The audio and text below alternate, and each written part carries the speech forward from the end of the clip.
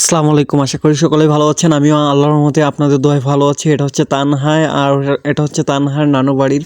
আসলে তানহার নানু বাড়িটা সম্পূর্ণ টিনের ঘরের তৈরি এবং জায়গাটা অনেক সুন্দর। আশেপাশের এলাকাগুলো অনেক অনেক সুন্দর, যেটা ভিডিও করে দেখানো সম্ভব না। তো আমি যতটুকু পেরেছি দেখানোর চেষ্টা করছি। এটা হচ্ছে তানহার নানু বাড়ির এলাকার এরিয়া।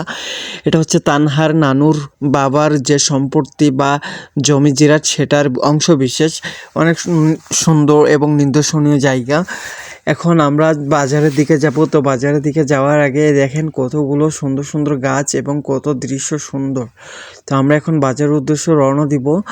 যাওয়ার পথে দেখব আমরা একটি মসজিদ, অনেক সুন্দর একটি মসজিদ, আহমদিয়া শালসিটি জামে মসজিদ।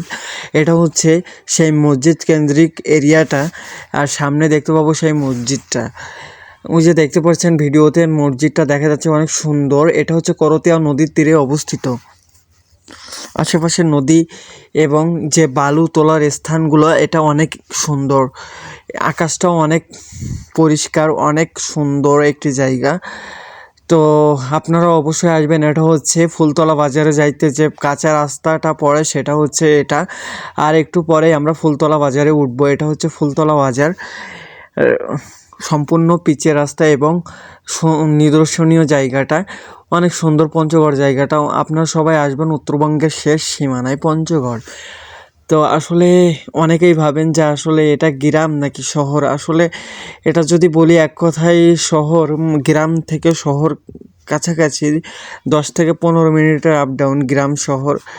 তো এখানে যত বালু পাথর এখান থেকে বাংলাদেশের সমস্ত অঞ্চলে যায়।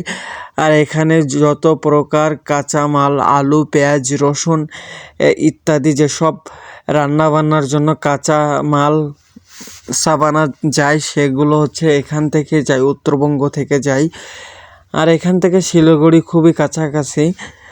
তো মিলগেট বাজার থেকে শিলিগুড়ি হয়তোবা 60 কিলো বা 40 কিলো এরকম হবে হয়তোবা, আমার অতটা খেয়াল নাই। তবে আপনারা চাইলে আসলে দেখতে পারেন যে জায়গাটা আসলেই কতটা সুন্দর। আমি আপনাদের ভিডিও করে ঠিকভাবে দেখাইতে পারতেছি কিনা জানি না।